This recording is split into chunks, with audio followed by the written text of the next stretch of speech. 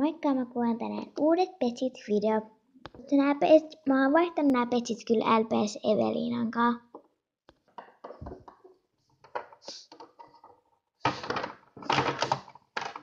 Siis tämmönen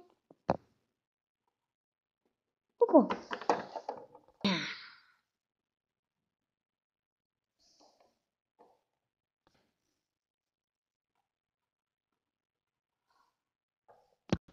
Tämmönen koira. Flamingo. Ossu. Iso kissa. Korvakani. Tämmönen riippukeinu. Aurinkolasit. Tämmöset keltaiset. Töpöt. Näytän teille talon, koska mä oon vaihtanut tän LPS Eveliinan kanssa.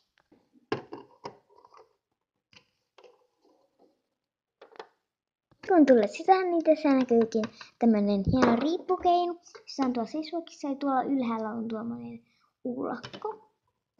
Kun täältä menee, täällä on tämmönen hieno kattoterassi, mutta tuolla on hissi, joten sieltäkin kyllä pääsisi hissillä alas. Kun tulee täältä hissistä, tässä on tämmönen hieno rengaskeinu. Sitten voitaisiin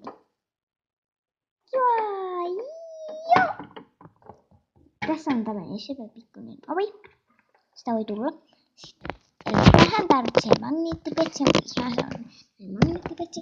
Mutta sitten takana on tämmönen hieno juttu, että voi pyörittää tätä. Oho. Kokonaisuudestaan tää talo näyttää tältä. Tämä näyttää takapäin tämmöiseltä. Tässä on pari tarraa. Ja täältä voi kurkata sisälle. Moikka!